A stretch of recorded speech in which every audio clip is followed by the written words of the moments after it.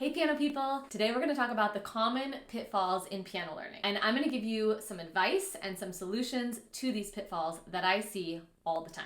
The first pitfall that I see quite often, especially with adults that are learning on their own, is people trying to do too much too soon. Now, this is a complicated one because I love ambitious goals. I am a huge fan of ambitious goals. And in general, in my teaching, I will never tell someone that they can't do something because it fundamentally goes against my entire philosophy about education and about learning how to play the piano. I think that you can absolutely do anything. And I think that there are supportive skills and foundational things that are really helpful to know that will make the process of learning those really difficult pieces so much easier.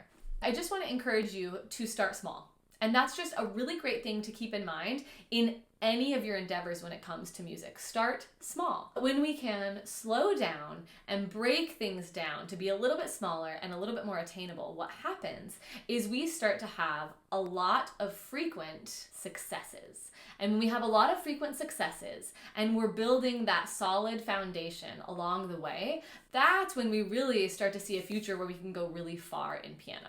Nobody wants to be frustrated at the piano, right? I've encountered a lot of people that are trying to learn how to play the piano that are super frustrated by the process because we sit down, we're super excited, we open up that challenging piece, and before we know it, we're frustrated, we're overwhelmed, and we feel like we will never get there. But that doesn't have to be the case. If you're also at this point where you're feeling like you have gotten yourself so far, but you have missing knowledge and you're not quite sure of how to get yourself further, reach out to me. Comment on this video below, or I'll put a link in the description to book a 15-minute call with me where I can sit down with you and listen to some of your struggles and help you out and figure out if there's a way that you can move forward and not feel stuck anymore. That's kind of the whole entire point of my Casual to Confident Piano Player program, which you can also read more about. I'll link it in the description below. The second most common pitfall that I see with adult students is fingering. Whether that's not paying attention to fingering or disregarding the fingering or just learning improper fingering, invest the time, and it will take a little more time from the beginning stage to learn the fingering properly,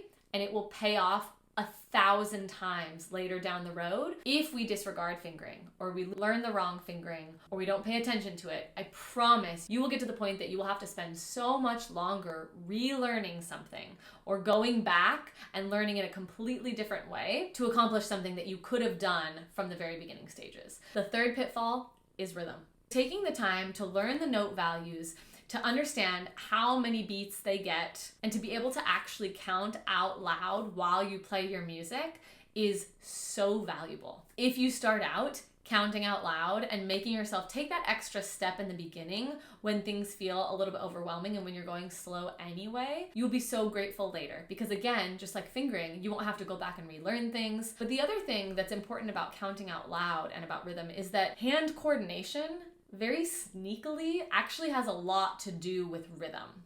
Whenever we're trying to coordinate our hands on the piano, which is always, we need to be counting out loud, because when we're counting out loud, we're helping our hands coordinate together at the same time. I will say 98% of the time when people come to me and they say that they have an issue coordinating their hands or getting their hands to do things together or getting their hands to be independent from each other, the issue has nothing to do with hand coordination or independence. It actually has to do with rhythm and with the ability to count out loud and to give clear signals to our hands about when and where to play. Now, if from the very beginning you go through the extra time and effort to take the metronome and to use that metronome with your counting out loud, that's even better. Then I give you all the props and all the credit in the world because you are laying that really, really solid foundation.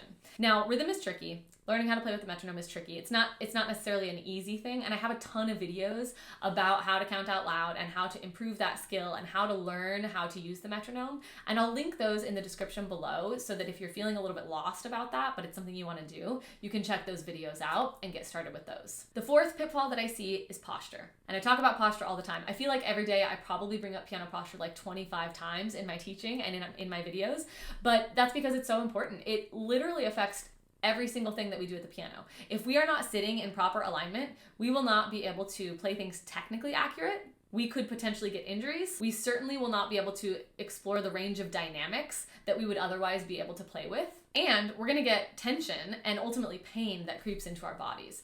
I have a lot of videos all about posture and all about alignment, and I'll link those in the description as well, so you can check those out. All right, the fifth pitfall that I see is technique. And technique is a tricky one because it encompasses a lot. But technique is essentially utilizing our body and all of our knowledge in a proper way to produce the sound that we want at the piano. So easy, right? No, it's actually quite complicated, and it's a subject that encompasses a lot of things.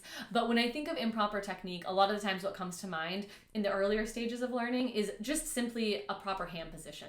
So knowing that we want to keep our fingers nice and rounded, knowing that we want to play on the tips of our fingers, we don't want to be playing on this part of our finger, we want the tips of our fingers. We want to have our fingers on the edge of the keys as much as possible so that we're not getting stuck up by the fallboard. And we want to make sure that we're utilizing the weight of our arm to produce a sound at the piano. Now, every single person has their own specific technical issues that come up, and those issues are dependent on so many things. Your background with music, how you've been approaching your practice, the way that your body is working with you to produce the sound or against you to produce the sound. And so with piano technique, you can definitely check out my videos about technique that are linked in the description below. And then consider seeking an outside opinion, whether that's, the teacher that you already have, or a teacher that will teach you private lessons, or feedback from me in the Casual to Confident Piano Player program. Seek out some external help if you're feeling like your technique has gaps and you're not quite sure what to do, because it is such a broad subject that encompasses so many things. That individualized feedback is where a teacher can really help to clarify things and to help you overcome some of the hurdles that might be preventing you from making the progress that you want to make. I talk a lot about piano technique in my videos that are all about posture and alignment though, so those would be a really great place to start, and you can go ahead and do that right now.